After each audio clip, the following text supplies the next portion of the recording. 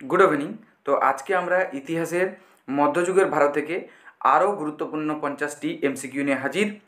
Practice set 4 50টি প্রশ্ন যেগুলো যে কোনো কম্পিটিটিভ এক্সামের জন্য গুরুত্বপূর্ণ সেগুলো আমরা আলোচনা করে নেব এই ভিডিওতে। তো চলো শুরু করা যাক। প্রথম প্রশ্ন, তরাইনের প্রথম যুদ্ধ কবে হয়? তরাইনের প্রথম যুদ্ধ হয় 1191 সালে।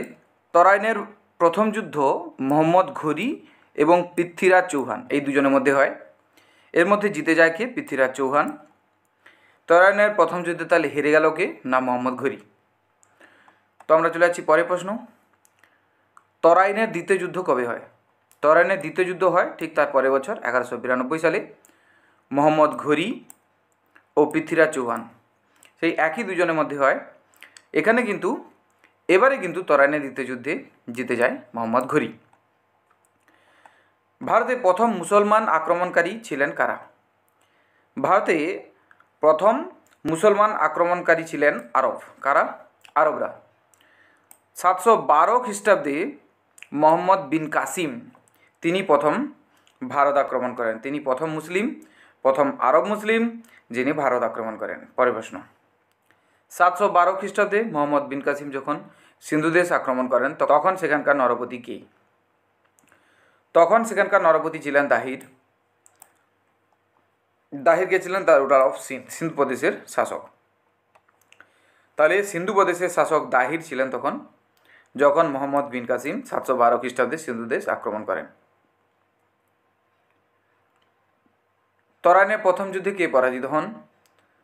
তরাইনের প্রথম যুদ্ধে পরাজিত হন মোহাম্মদ ঘুরি। এটা আমরা আলোচনা করে নিয়েছি। মোহাম্মদ ঘুরি হেরে যান। দাস বংশ প্রতিষ্ঠিত হয়। দাস বংশ প্রতিষ্ঠিত হয় 1206 সালে। 1206 খ্রিস্টাব্দে। প্রতিষ্ঠাতাকে কুতুবউদ্দিন আইবক। পরের প্রশ্ন, কুতুবউদ্দিন আইবক কোন রাজাকে হারিয়ে কনৌজ অধিকার করেন?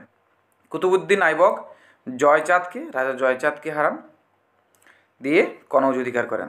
তার মানে কনৌজের রাজা তখন কে? জয়চাঁদ। তাহলে কুতুবউদ্দিন আইবক যখন কনৌজ অধিকার করেন, কনৌজের রাজা কে ছিলেন? কনৌজের রাজা কে ছিলেন? জয়চাঁদ। কুতুবউদ্দিন আইবক কনৌজের রাজাকে হারান কত? 1194 সালে। দিল্লিতে কোয়াত উল ইসলাম মসজিদ কোন সুলতানের পৃষ্ঠপোষকতায় নির্মিত হয়? তাহলে কোয়াত উল ইসলাম এটি নির্মিত হয় কার পৃষ্ঠপোষকতায়? কুতুবউদ্দিন আইবক। সঠিক উত্তর কী হবে? কুতুবউদ্দিন আইবক। কবে ইলতুৎমিশ খলিফার কাছ থেকে সার্বভৌম সুলতান হিসেবে স্বীকৃতি অর্জন করেন? কত সালে? 1229 সালে। সঠিক উত্তর কত হবে? 1229 সালে। পরের প্রশ্ন, সুলতান রাজিয়ার অধীনে আলতুনিয়া কোথাকার শাসক ছিলেন? ভাতিন্দার শাসক। কোথাকার? ভাতিন্দা। ভাতিন্দাটা বর্তমানে কোথায়? পাঞ্জাবে। ঐতিহাসিকরা কাকে সুলতান রাজিয়ার প্রেমিক বলেছেন? হিস্টোরিয়ানসরা সুলতান রাজিয়ার লাভার হিসেবে কাকে বলেছেন? সেই আলতুনিয়া যিনি ছিলেন এই আগের প্রশ্নে এই যে ভাতিন্দার শাসক ছিলেন সেই আলতুনিয়াকে সুলতান রাজিয়ার প্রেমিক হিসাবে অভিহিত করেছেন ঐতিহাসিকরা, অনুমান করেছেন। রাজিয়ার হত্যাকাণ্ডের পর কে দিল্লির সুলতান হন? রাজিয়াকে মেরে ফেলা হলো এবং তারপরে দিল্লির সুলতান হলেন বাহরাম শাহ। কে? বাহরাম শাহ। ইনি কে ছিলেন? ইলতুৎমিশের তৃতীয় ছেলে। ইলতুৎমিশের তৃতীয় ছেলে বাহরাম শাহ। দিল্লির সুলতান হওয়ার আগে গিয়াসউদ্দিন বলবন কোন পদে আসীন ছিলেন? দিল্লির সুলতান হওয়ার আগে গিয়াসউদ্দিন বলবন কোন পদে আসীন ছিলেন? তিনি নায়েব ই মামলিকত, নায়েব ই মামলিকত এই পদে আসীন ছিলেন। তৈমুর লং কার শাসনকালে ভারত আক্রমণ করেন? তৈমুর লং ভারত আক্রমণ যখন করেন তখন শাসন করতেন নাসিরউদ্দিন মাহমুদ। কে? নাসিরউদ্দিন মাহমুদ। এখন কোশ্চেন, তৈমুর লং কবে ভারতবর্ষ আক্রমণ করেন? 1398 সালে। কোন বংশীয় সুলতানের আমলে তৈমুর লং ভারত আক্রমণ করলেন? তৈমুর লং ভারত আক্রমণ করলেন তাহলে তখন কে ছিলেন না তৈমুর লং যখন ভারত আক্রমণ করেন তখন নাসিরুদ্দিন মাহমুদ। এখন আমাদের বলতে হবে নাসিরুদ্দিন মাহমুদ কোন বংশীয় সুলতান ছিলেন? তিনি ছিলেন তুঘলক বংশীয় সুলতান। সঠিক উত্তর কী হবে? তুঘলক বংশীয় সুলতান। আমির খসরু কোন সুলতানের সভাকবি ছিলেন? আমির খসরু কোন সুলতানের সভাকবি ছিলেন? সঠিক উত্তর আলাউদ্দিন খলজি। ইবন বতুতা কোন সুলতানের শাসনকালে ভারতে আসেন? মোহাম্মদ বিন তুগলক। কার সময়? মোহাম্মদ বিন তুগলকের সময় ভারতে আসেন।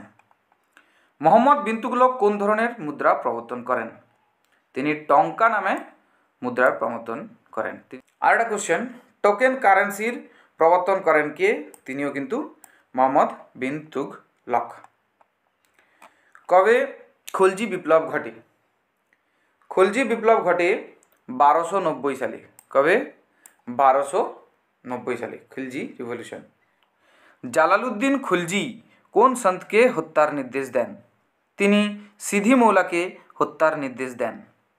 পরের প্রশ্ন, দাগ ও হুলিয়া প্রথার প্রচলন কে করেন? দাগ ও হুলিয়া প্রথার প্রচলন করেন আলাউদ্দিন খিলজি। কে? আলাউদ্দিন খিলজি।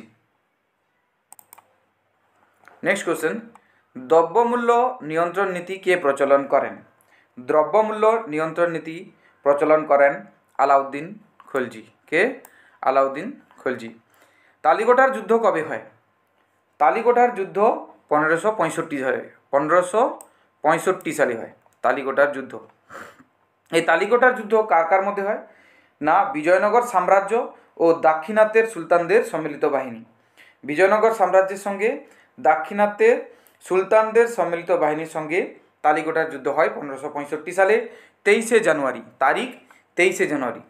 পরের প্রশ্ন, ইলতুৎমিশের রাজত্বকালে কোন মঙ্গল নেতা আক্রমণ করেন? ইলতুৎমিশের রাজত্বকালে মঙ্গল নেতা চেঙ্গিস খাঁ ইনি আক্রমণ করেন। কে দিল্লির সুলতানির পত্তন করেছিলেন? দিল্লির সুলতানির পত্তন বা প্রতিষ্ঠা করেছিলেন কুতুবউদ্দিন আইবক। কে? কুতুবউদ্দিন আইবক। সঠিক উত্তর কুতুবউদ্দিন আইবক। পরের প্রশ্ন, খিলজি বিপ্লবের নায়ক কে ছিলেন? খিলজি বিপ্লবের নায়ক ছিলেন জালালউদ্দিন খলজি। তাহলে খিলজি বিপ্লব, তার নায়ক জালালউদ্দিন খলজি। যে খিলজি বিপ্লব হয় কবে? 1290 সালে। কত সালে? 1290 সালে খিলজি বিপ্লব হয়। নেক্সট কোশ্চেন, মালিক কাফুর কার বিশ্বস্ত সেনাপতি ছিলেন? মালিক কাফুর কার বিশ্বস্ত সেনাপতি ছিলেন? সঠিক উত্তর হবে আলাউদ্দিন খলজি। আলাউদ্দিন খলজির বিশ্বস্ত সেনাপতির নাম মালিক কাফুর। সুলতানি যুগের আকবর কাকে বলা হয়? সুলতানি যুগের আকবর বলা হয় ফিরোজ শাহ তুগলককে। কাকে? ফিরোজ শাহ তুগলককে। ইবন বতুতা কার সময়ে ভারতবর্ষ আসেন? ইনি ভারতবর্ষ আসেন মোহাম্মদ বিন তুগলকের সময়। কার সময়? মোহাম্মদ বিন তুগলক তখন রাজত্ব করেন, তখন দিল্লির সিংহাসনে বসেন। পরের প্রশ্ন, তৈমুর লং কখন ভারত আক্রমণ করেন? তৈমুর লং ভারত আক্রমণ করেন 1398 সালে। কত সালে? 1398 সালে।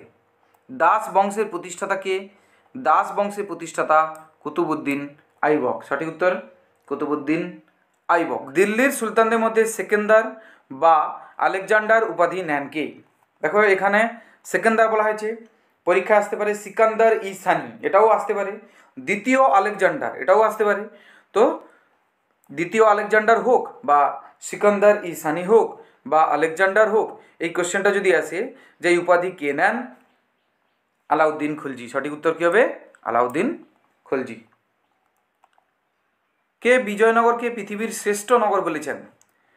বিজয়নগরকে পৃথিবীর শ্রেষ্ঠ নগর বলেছেন পাইজ। এই যে পাইজ অপশন আছে, পুরো নাম কি? না ডোমিঙ্গো পাইজ। ইনি বিজয়নগর সাম্রাজ্যকে রোমের সঙ্গে তুলনা করেন। কার সঙ্গে? রোমের সঙ্গে তুলনা করেন এবং বলেন পৃথিবীর শ্রেষ্ঠ নগর। কাকে? বিজয়নগর সাম্রাজ্যকে, বিজয়নগর শহরটাকে। কুতুব মিনারের কাজ কার আমলে শেষ হয়? কুতুব মিনারের কাজ শুরু হয় কুতুবুদ্দিন আইবকের সময়। কুতুবুদ্দিন আইবক ইনি কাজটি শুরু করেন আর শেষ করেন তার জামাই ইলতুৎমিশ। কে? ইলতুৎমিশ। কত সালে? 1230 সালে এটি নির্মাণ কার্য শেষ হয়।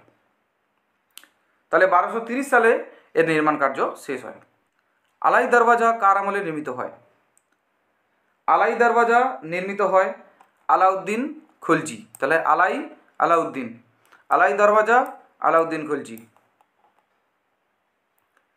বাবর ও ইব্রাহিম লোদির মধ্যে কোন যুদ্ধ হয়? বাবর ও ইব্রাহিম লোদির মধ্যে 1526 সালে পানিপথের প্রথম যুদ্ধ হয়। তাহলে পানিপথের প্রথম যুদ্ধ 1526 সালে যেটি হয় সেটা বাবর ও ইব্রাহিম লোদির মধ্যে। খানুয়ার যুদ্ধ কত খ্রিস্টাব্দে হয়? খানুয়ার যুদ্ধ হয় 1527 সালে, ঠিক তার পরের বছর, অর্থাৎ পানিপথের প্রথম যুদ্ধের পরের বছর 1527 সালে খানুয়ার যুদ্ধ হয়। কার কার মধ্যে এটিও প্রশ্ন আসতে পারে? রানা সঙ্গ ও বাবরের মধ্যে। কার মধ্যে? বাবরের সঙ্গে রানা সঙ্গের মধ্যে খানুয়ার যুদ্ধ। বাবরনামা বা তুজুক ই বাবরি দুটোই একই বই। যেটি বাবরনামা সেটি হলো তুজুক ই বাবরি, তুজুক ই বাবরি। তাহলে দুটোই কিন্তু বোঝাচ্ছে কি না বাবরের আত্মজীবনীকে। তো এই গ্রন্থের লেখককে অবশ্যই আত্মজীবনীকে লিখবে, নিজেই লিখবে। তার মানে বাবরনামা বা তুজুক ই বাবরি কার লেখা? বাবরের লেখা। কার লেখা? বাবরের লেখা। এর সঙ্গে আরেকটা জিনিস জেনে নিই, এই যে জাহাঙ্গীর আর বাবর, মুঘল সম্রাটদের মধ্যে জাহাঙ্গীর ও বাবর এই দুজনে কিন্তু আত্মজীবনী লিখেছিল, অর্থাৎ নিজেদের জীবন সম্পর্কে তারা লিখেছিলেন, বই লিখেছিলেন। কনৌজ ও বিলগ্রামের যুদ্ধে শের খাঁ কাকে পরাজিত করেন? কনৌজ ও বিলগ্রামের যুদ্ধে শের শাহ কাকে পরাজিত করেন? হয়েছিল কার সঙ্গে? শের শাহর সঙ্গে হুমায়ুনের মধ্যে। তাহলে শের শাহ কাকে পরাজিত করেছিলেন? সঠিক উত্তর কী হবে? হুমায়ুনকে।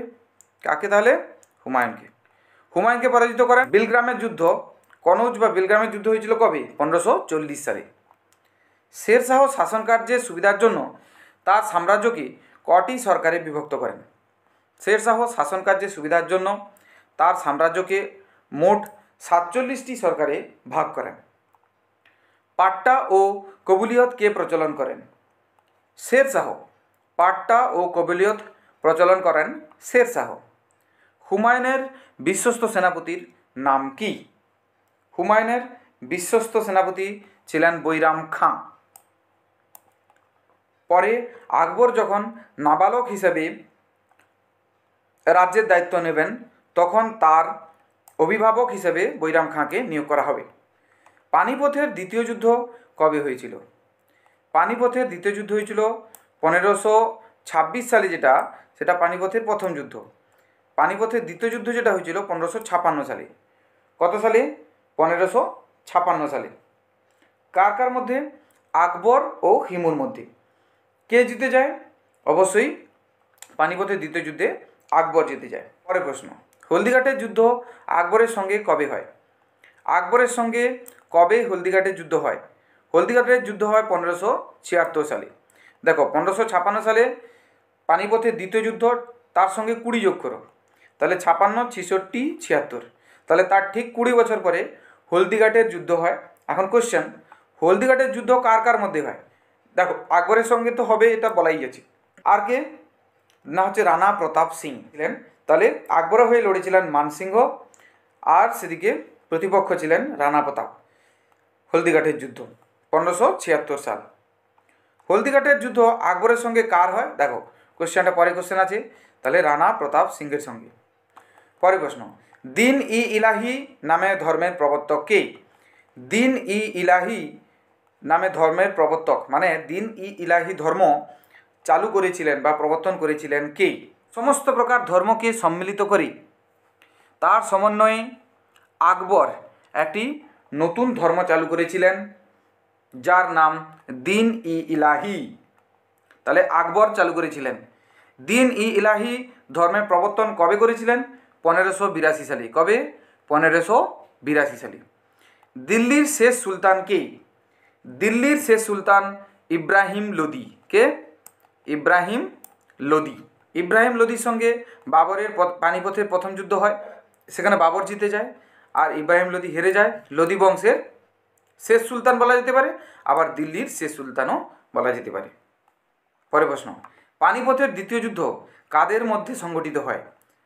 পানিপথের দ্বিতীয় যুদ্ধ কার কার মধ্যে হয়েছিল? হিমু ও বৈরাম খাঁ। কার কার মধ্যে? হিমু ও বৈরাম খাঁ। পানিপথের দ্বিতীয় যুদ্ধ তাহলে কবে হয়েছিল? 1556 সালে। মনে আছে? চৌসার যুদ্ধ কবে হয়? চৌসার যুদ্ধ হয় 1539 সালে, অর্থাৎ কনৌজের যুদ্ধ বা বেলগ্রামের যুদ্ধের ঠিক এক বছর আগে 1539 সালে চৌসার যুদ্ধ হয়। চৌসার যুদ্ধ কার কার মধ্যে হয়? হুমায়ুন ও শের শাহের মধ্যে। হুমায়ুন ও শের শাহের মধ্যে। বাবরকে ভারত আক্রমণে কে উৎসাহিত করেন? কে উৎসাহিত করেন? দৌলত খাঁ লোদি। সঠিক উত্তর কী হবে? দৌলত খাঁ লোদি, যিনি পাঞ্জাবের গভর্নর ছিলেন তখন। ইব্রাহিম লোদির শাসনকালে পাঞ্জাবের গভর্নর ছিলেন তখন দৌলত খাঁ লোদি। ইনি বাবরকে ভারত আক্রমণে উৎসাহিত করেন, ইনভাইট করেন। তো সবচেয়ে গুরুত্বপূর্ণ 50টি প্রশ্ন আমরা পড়ে নিলাম। দেখো, এই প্রশ্নগুলো যে কোনো পরীক্ষার জন্য গুরুত্বপূর্ণ, যে কোনো পরীক্ষার জন্য, এবং সব দিনের জন্যই গুরুত্বপূর্ণ। তো এগুলো প্র্যাকটিস করার পরে তোমরা কে কত নাম্বার পেলে সেটা নিজেরা চেক করে নাও এবং নিজেদেরকে এগিয়ে রাখো। এভাবে প্রস্তুতি নিতে থাকো নিজেরা। চারিদিকে করাপশনের মাঝখানে নিজেকে টিকিয়ে রাখতে হবে, কেননা কি একটা না একটা সময় সঠিকভাবে নিয়োগ হবে, আর সেই সুযোগের অপেক্ষায় তোমরা থাকো। প্রত্যেকটা পরীক্ষা নিজেরা নিজেদের দায়িত্ব পালন করো, তারপরে করাপশন হবে কি হবে না পরে সেটা ভাবা যাবে। আমার ক্লাস যদি ভালো লেগে থাকে তাহলে সাবস্ক্রাইব করতে যেন ভুলো না, আর লাইক করো আর বন্ধুদের মধ্যে শেয়ার করো। Thank you.